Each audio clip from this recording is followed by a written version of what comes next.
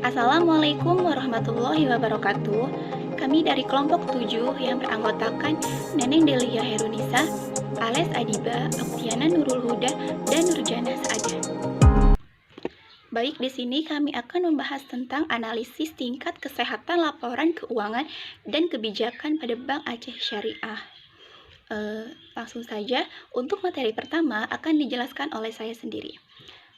Seiring dinamika perekonomian yang terus berubah, yang memberikan dampak pada dunia perbankan di Indonesia, penilaian tingkat kesehatan bank juga harus terus ditingkatkan agar dapat meminimalisir risiko.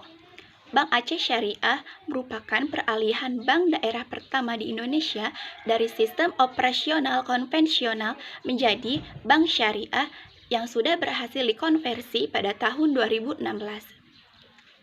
Penelitian ini bertujuan untuk menganalisis tingkat kesehatan pada Bank Aceh Syariah periode 2018 sampai dengan 2020. Penelitian ini menggunakan pendekatan deskriptif kuantitatif melalui metode RGEC, yaitu Risk Profile, Governance, Earnings, dan Capital. Metode pengumpulan data menggunakan teknik dokumentasi terhadap laporan keuangan publikasi atau data sekunder dan menganalisis dengan berpedoman pada peraturan BI dan surat edaran BI untuk penilaian tingkat kesehatan bank umum, dan juga peraturan OJK dan surat edaran OJK tentang penilaian tingkat kesehatan bank umum syariah dan unit usaha syariah.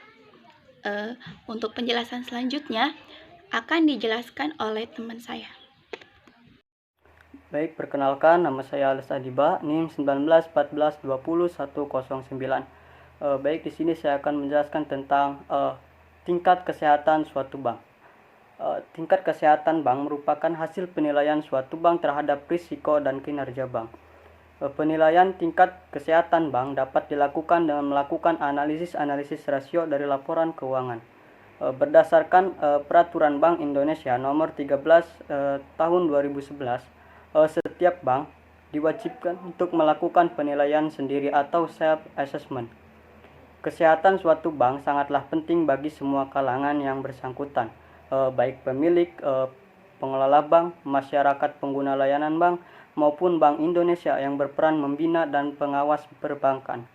Maka dari itu, dari semua kalangan yang berperan harus melakukan penilaian terhadap kinerja kesehatan bank dengan melihat laporan keuangan yang telah diterbitkan oleh pihak bank. Penilaian kesehatan bank dapat dilakukan dengan menggunakan metode RGEC atau Risk Profile, Good Corporate Governance, Earning, dan Capital. Mungkin cukup sekian dari saya. Kurang lebihnya mohon maaf. Sekian, terima kasih. Nama saya Oktiana Nurul Huda, NIM 1914201112. Baik, saya akan melanjutkan penjelasan dari Ales. Selanjutnya yaitu metodologi penelitian. Penelitian ini merupakan jenis penelitian deskriptif dengan pendekatan kuantitatif. Pendekatan kuantitatif yang digunakan dalam penelitian lebih menekankan aspek analisisnya pada data angka yang diolah untuk mendapatkan kesimpulan akhir. Jenis data yang digunakan dalam penelitian ini adalah data sekunder, yaitu laporan keuangan dan laporan GCG periode 2018 sampai 2020. Data tersebut diperoleh dengan mengunduh langsung melalui halaman website resmi perusahaan. Dan kemudian laporan keuangan tersebut akan ditabulasikan sesuai indikator yang akan digunakan dalam perhitungan dan analisis. Teknik analisis tingkat kesehatan bank menggunakan pendekatan sebagai berikut. Pertama, risk profile atau profil resiko. Penilaian terhadap faktor profil resiko ialah penilaian terhadap resiko inherent dan kualitas penerapan manajemen resiko dalam operasional bank. Kedua, good corporate governance atau GCG, yaitu pelaksanaan good corporate governance GCG pada industri perbankan syariah harus berlandaskan pada 5 prinsip dasar, yaitu transparansi, akuntabilisasi, pertanggungjawaban, profesional, kewajaran. Yang ketiga, earning atau rentabilitas. Analisis rentabilitas bertujuan untuk menganalisis atau mengukur tingkat efisiensi usaha dan probabilitas yang dicapai oleh suatu perusahaan. Keempat, kapital, yaitu permodalan. Kecukupan modal merupakan suatu faktor yang penting bagi bank-bank untuk mengantisipasi potensi risiko di masa yang akan datang. Kecukupan modal merupakan salah satu faktor yang penting bagi bank dalam mengembangkan usahanya dan menampung risiko kerugian. Terima kasih. Baik, nama saya Nurjana Saadah dengan NIM 191420120. Di sini saya akan menjelaskan mengenai hasil dan pembahasan yang diperoleh berdasarkan analisis data yang bersumber dari laporan keuangan tahunan Bank Aceh Syariah tahun 2020. Di sini terdapat faktor penilaian RGEC Risk Profile dengan indikator NPF serta FDR.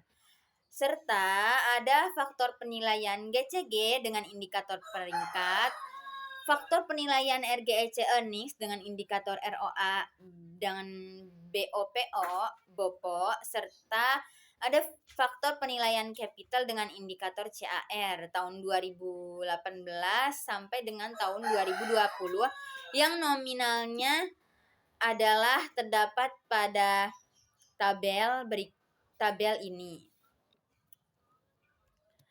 Adapun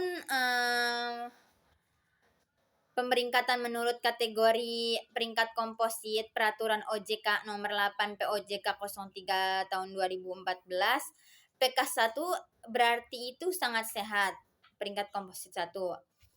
PK2 atau peringkat komposit 2 itu berarti sehat. PK3 itu artinya cukup sehat, PK4 itu kurang sehat, dan PK5 itu artinya tidak sehat. Adapun analis hasil pemeringkatan tingkat kesehatan bank berdasarkan peringkat komposit dengan pendekatan RGEC selama tahun 2018 sampai 2020 Bank Aceh Syariah dapat dilihat pada tabel 2 berikut ini. Di sini tahun 2018 hasil peringkat kompositnya yakni 3, artinya kesehatan Bank Aceh Syariah tahun 2018 di sini pada tahun 2018 itu cukup sehat, dan pada 2019 serta 2020 itu predikatnya sehat. Sebagaimana telah diuraikan, maka terdapat beberapa saran, yaitu dinilai pada manajemen Bank Aceh Syariah agar lebih meningkatkan perolehan laba dan menekankan jumlah biaya untuk memperoleh profit margin yang lebih baik. Yang kedua, yakni disarankan agar pada manajemen Bank Aceh Syariah melakukan internal control dengan penilaian berdasarkan metode RGEC agar dapat mengukur tingkat prestasi dan mendeteksi masalah agar tidak menimbulkan kerugian yang lebih besar. Sekian dari saya, terima kasih. Wassalamualaikum warahmatullahi wabarakatuh.